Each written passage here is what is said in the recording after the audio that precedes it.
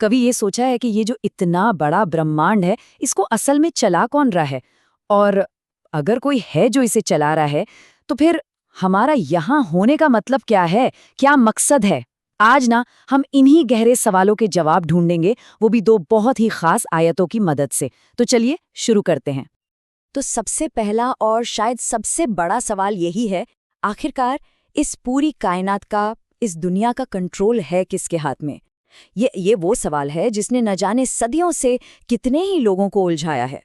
कौन है वो जिसके पास असली शक्ति है, असली संप्रभुता? अब इस सवाल का जवाब ये आयत एकदम साफ, बिल्कुल क्लियर शब्दों में देती है। ये कहती है कि सारी की सारी बादशाहत, मतलब पूरा का पूरा कब्जा सिर्फ एक ही शक्ति के हाथ में है। और कमाल की बात यह है कि वो शक्ति हर चीज को करने की पूरी कुदरत रखती है, वो पूरी तरह सक्षम है। यहाँ पर जो एक शब्द इस्तेमाल हुआ है ना, अल-मुल्क, इसका मतलब बहुत गहरा है। ये किसी आम राजा की सल्तनत या किंगडम जैसा नहीं है। नहीं, इसको ऐसे समझिए कि ये सिर्फ जमीन का कंट्रोल नहीं है, बल्कि हर एक एटम, हर एक सितारे, यहाँ तक कि हर सोच पर पूरा का पूरा मालिकाना हक और कंट्रोल। तो देखिए, जिसके पास ये मुल्क है, मतलब पूरा का पूरा कंट्रोल है, वो कदीर भी है, यानी जिसके पास हर काम करने की ताकत हो, सर्वशक्तिमान। जरा सोचिए, एक ऐसी पावर जिसके पास सब कुछ कंट्रोल करने का हक तो है ही, लेकिन साथ ही उसे लागू करने की अनलिमिटेड, असीमित क्षमता भी है, क्योंकि ये दोनों चीजें एक दूसरे के बिना तो अधूरी हैं, है ना?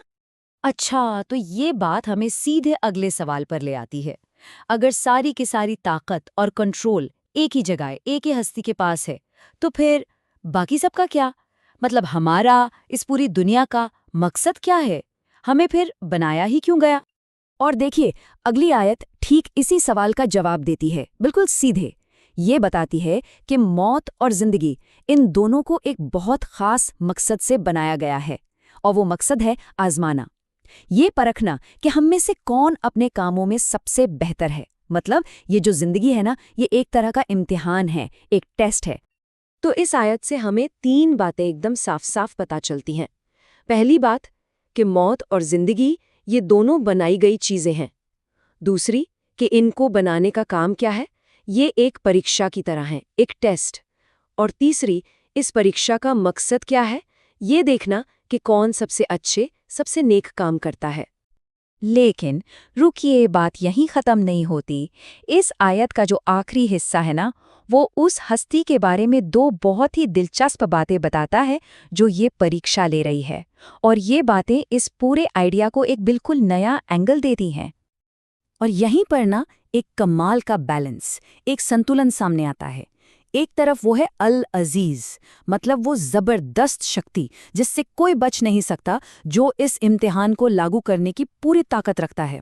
और दूसरी तरफ है अल गफूर, यानी वो जो हमारी गलतियों, हमारी नाकामियों के बावजूद बार बार माफ करने वाला है, बेहद माफ करने वाला। जरा सोचिए, परम शक्ति और परम दया एक साथ।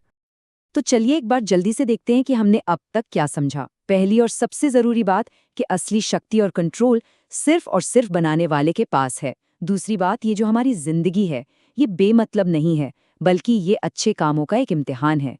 और तीसरी बात कि जो ये इम्तिहान ले रहा है, वो जबरदस्त ताकतवर भी है और साथ ही बेहद बेहद माफ करने वाला भी है।